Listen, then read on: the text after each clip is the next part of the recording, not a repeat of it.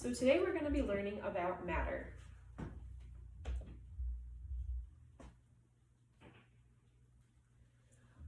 Our lesson objectives for today.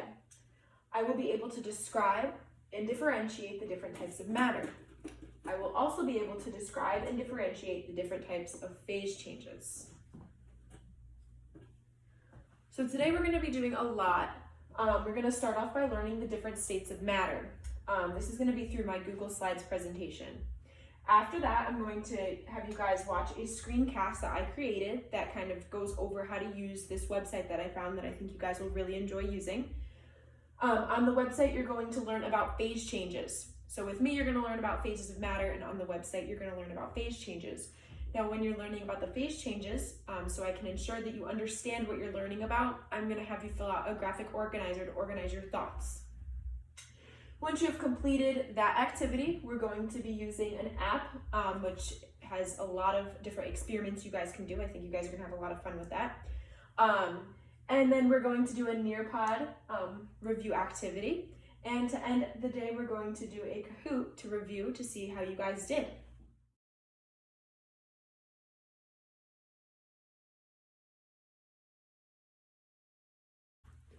So does anybody know what the three phases of matter are? Good. Solid, liquid, and gas. Very good. So here's the gas, this is the liquid, and this is the solid. These are the pictures of the particles. We're going to go more in depth about that a little bit later on. So let's dive into it. We're going to go into each phase of matter individually. We're going to start off with some solids. So in solids, the particles vibrate and they're always touching. They have a defined shape, which means that it's not just going to change. Like if you move it around, it's not going to change. It's always going to stay its shape. It's not easily compressed, which means you can't really compress it down super easily. So for example, this remote would be an example of a solid.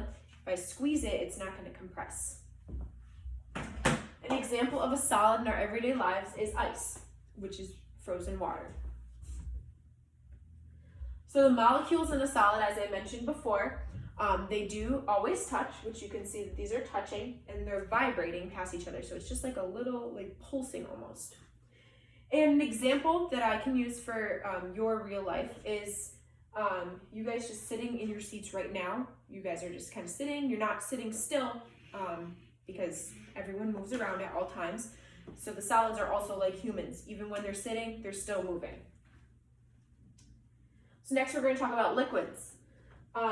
In liquids, the particles slide past each other. Think about water, which is the example. I'm going to go into that in a second. But in water, it's kind of slippery. It's always moving around.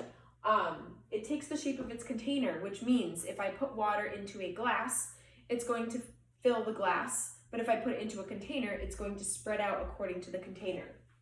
And it's not easily compressed, which basically means same as before with the remote. We can't crush the water. If we do, it's just going to spread out. So as I said before, the liquid particles, they slide past each other. So you can see there's a huge gap over here, but these two are touching. There's some gaps over here. So liquids, they're still touching, but not all the particles are touching.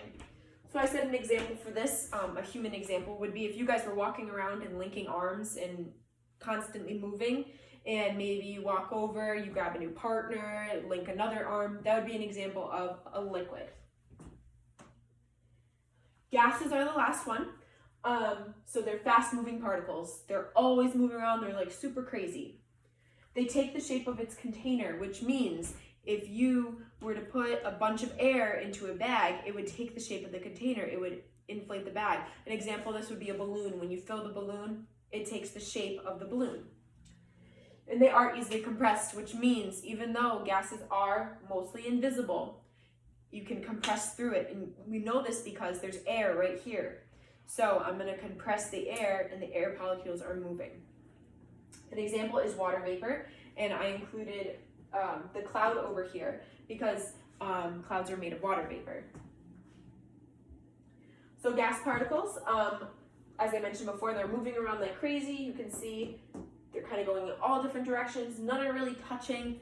An example that I said would be if you guys were to run around the room like crazy on your own, or maybe running around at recess, running around at the park, something like that.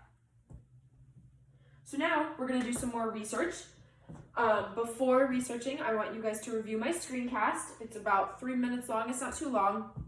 It's going to explain how to use the resource. Don't forget to use your graphic organizer while researching so that you can remember what you're finding out for the information, because at the end of your research, there is a small quiz on that website. So you guys did a great job with your research. Now we're going to explore matter a little bit more through 2 more activities. So we're going to use the app States of Matter by TinyBot. I think you guys are going to enjoy this app. It has a lot of different experiments and some visuals for you guys to see to kind of get a really good idea of matter and phase changes. It's going to go over both of them. Once you've completed that, you're going to do a Nearpod activity. It's called Matter Changing States. Again, this is going to combine the phase changes with the states of matter.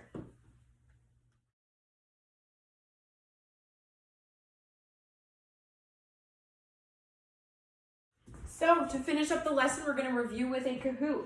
So everybody take out your Chromebooks and enter in the game pin. Is everybody ready?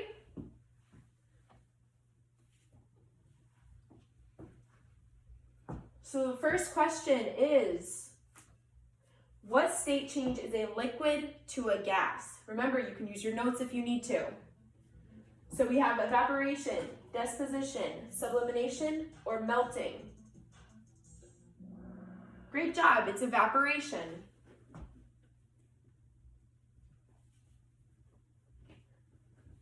The next question, which of these is an example of a liquid? Is it ice, water, air, or a rock? Great job, it's water.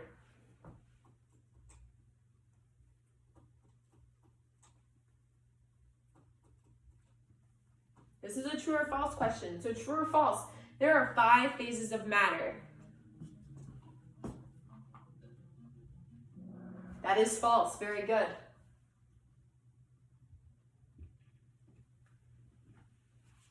What phase change is a gas to a liquid? Is it evaporation, melting, condensation, or deposition? Very good, it's condensation. And for the last question, it's a true or false. Particles in a solid are compacted and vibrate against each other. Picture kind of gives it away. Very good, it's true. You could see that from the picture because there were lines that indicate that it was moving.